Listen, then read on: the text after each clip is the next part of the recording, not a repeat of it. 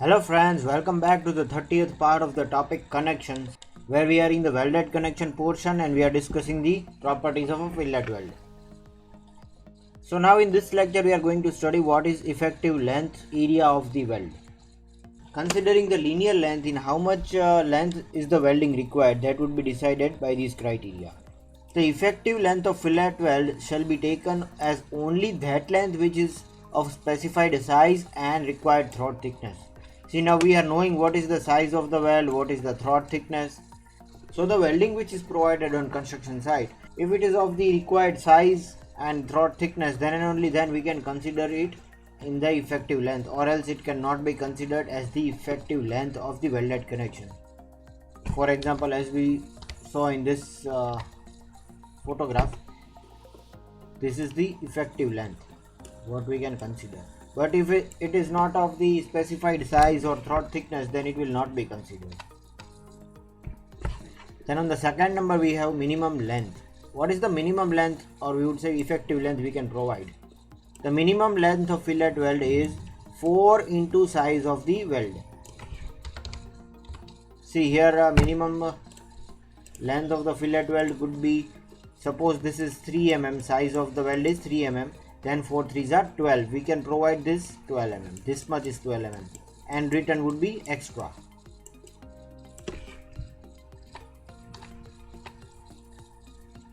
In practice, the actual length of the weld is made of the effective length shown in the drawing plus 2 into weld size. This is for safety purpose, as we know that minimum length required should be given in the drawing, that is effective length. We need to have some factor of safety, that would be taking 2 into weld size. Suppose the effective length shown in the drawing is 12 mm and we are having the size of the weld as 3 mm. Then 12 plus 3 into 2, that is 6. We will take effective length as 18.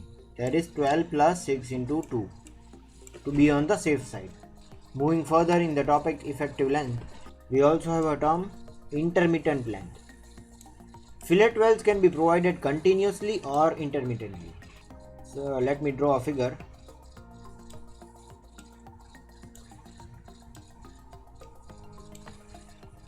Here we are joining these two plates like this.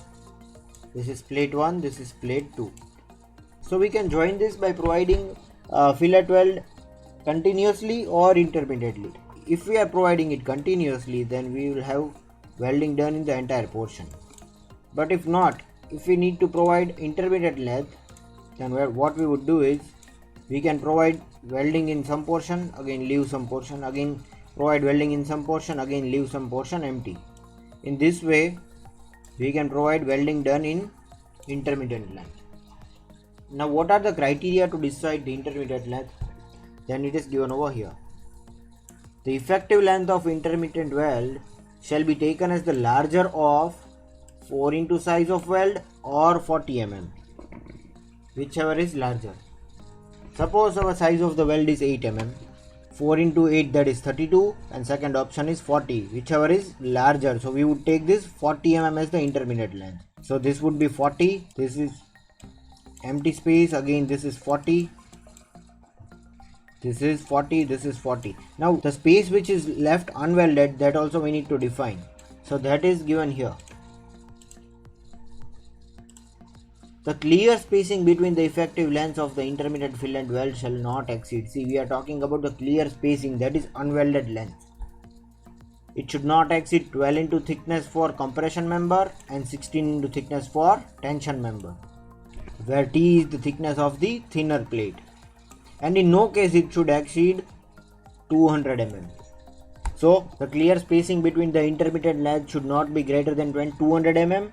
And secondly, for compression member it should be 12 into thickness, for tension member it should be 16 into thickness of the thinner plate. So friends, this is all about effective and intermittent length in the fillet weld. This is all for today, and wait for the next video. Thank you for watching.